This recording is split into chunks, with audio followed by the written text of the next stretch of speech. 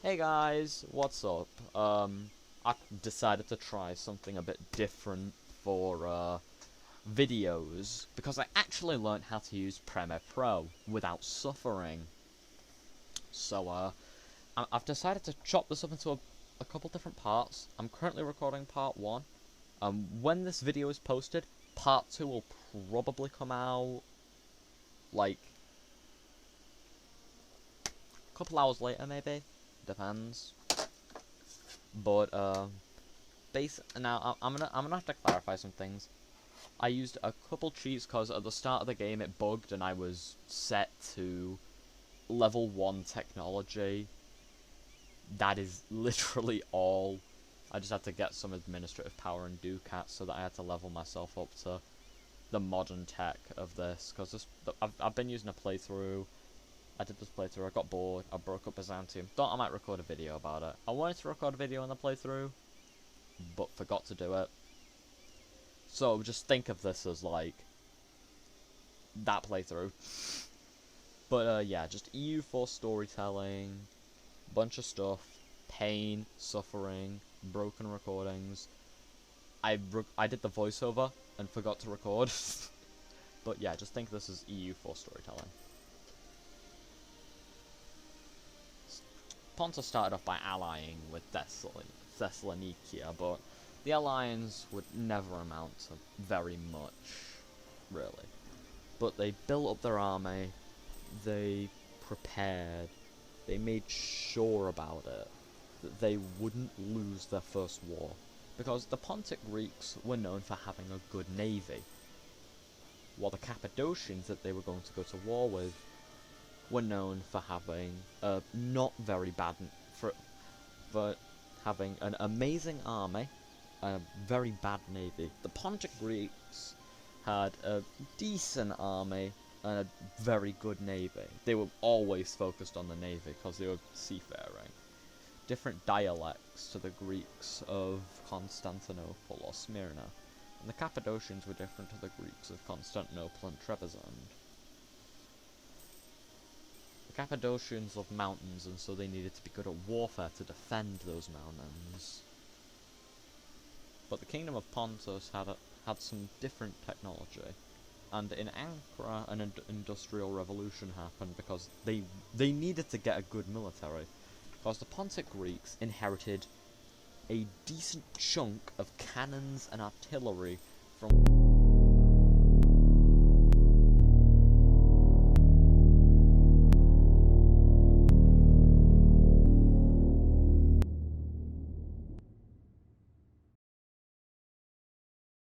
when the empire collapsed. So they used it to their advantage, conquering Cappadocia very quickly, and making sure that they secured dominance wherever they could.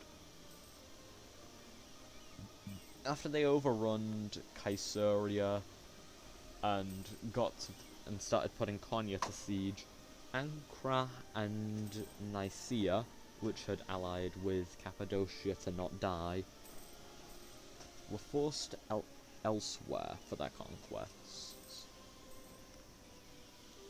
But the Pontic Greeks had one ideal in mind, and that ideal was something called Anatolian Dominion. Dominion.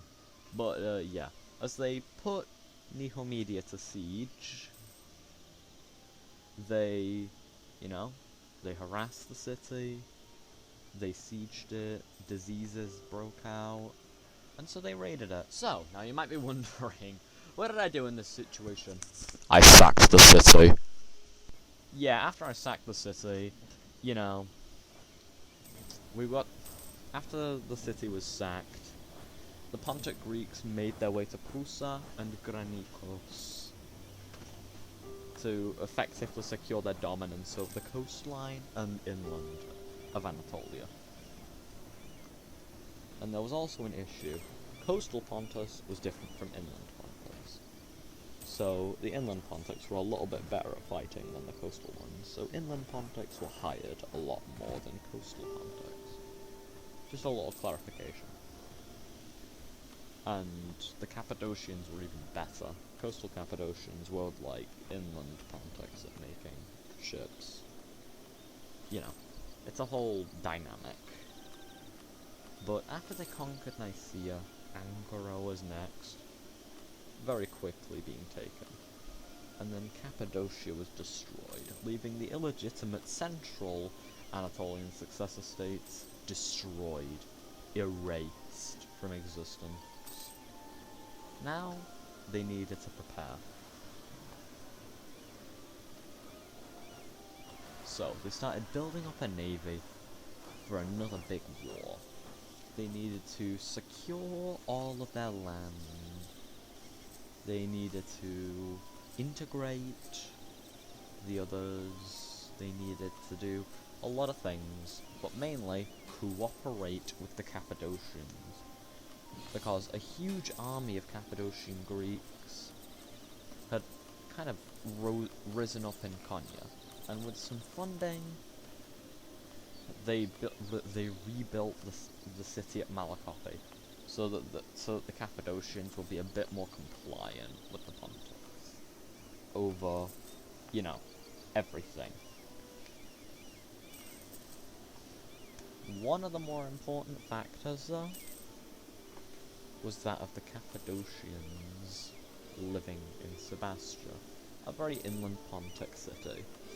It was very far away from the coast in Pontic standards, and was barely Pontic.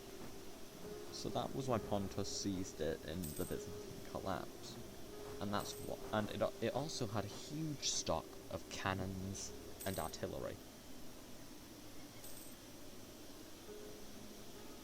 So, as Pontus did its thing, it conquered, it reunited. They had to deal with the Cappadocians chilling in the south, so they had to cooperate with the ones that were, in existence, and they had to crush the rebels that were in central Cappadocia, the most militant, the best at warfare. Laconia was a major city in the region, and if the separatists seized control of it, they would basically make a new Cappadocian state about half the population of the one before it. Because the city that was called Cappadocia was quite literally the most populated Cappadocian city, because it had a huge underground sector that could house as much people on the surface as there were underground. And as much people underground as there were on the surface. Which, it has its downsides. Like, it has a lot of downsides. Like, the underground city could collapse if they expanded it too much.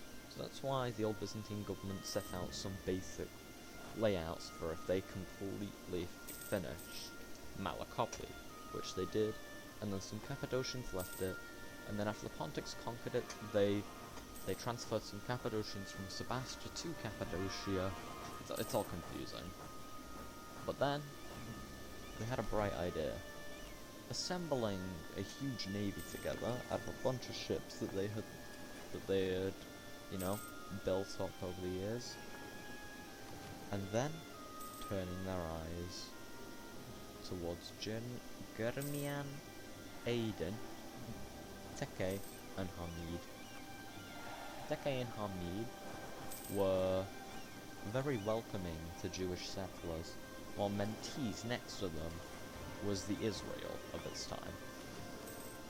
And Pontus didn't want to annoy it right now, because it had been very cooperative with Pontus in, not trying to kill them. So Pontus avoided them when going to war, completely bypassing them in the Anatolian campaign. And the Czechs got a little chunky. They conquered bits of Hungary, Germany, and Poland. And Dacia overthrew the Romanian government. Basic, normal things. So, as they moved their way throughout the area, they conquered and subjugated, eventually overriding all of Germian.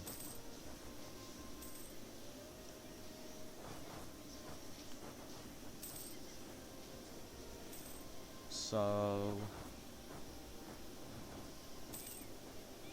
as Pontus made its way to Smyrna, Aden started building up an army in its capital to fight back against the monster that was the Pontic army. Aden failed in building up an army in time to survive, while Pontus also sent in its navy with a crushing blow against Aden. Its defeat was inevitable, either being absorbed into Germian or one of its neighbours, before the Pontic Greeks were then destroying them. But anyway, Pontus, in its glory, decided that it would be a good plan, a good idea, to attack some of the Greek peninsula states, which were much better at warfare than the Cappadocians had been beforehand, because that old government was tribal and incompetent. So, as they overran the Anatolian ones, the nations of Athens, Thessaly, and Morea joined in against the Pontic Greeks. Thessaly surrendered to Romania and so could just be bypassed, but Athens, Morea, and Naxos weren't very lucky to be overrun by a couple Romanian soldiers. So after Athens fell apart and the Industrial Revolution started to really spread in Galatia, the Greeks marched into the nation-state of Morea, attacking a small coastal province before moving more inland to the main city of Morea, while the Morean army liberated the city of Manisa and started attacking occupied Germian. There was no way that they could pull them out of the war, really. There wasn't a feasible way to do so. While armies in Germian and just secure dominance over Anatolia like they wanted to. The old and Pontus was ruled by the old dynasty of the empire, or at least a Pontic branch of the old dynasty.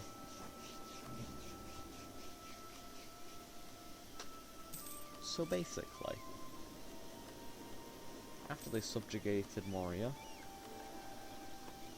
France got carved apart, they decided to sign a deal with Germian, which would basically see the Pontic ideals set into fruition. What were those ideals, you might ask? Well, those ideals were quite simple. Those ideals were one thing, and one thing only. Anatolian Dominion.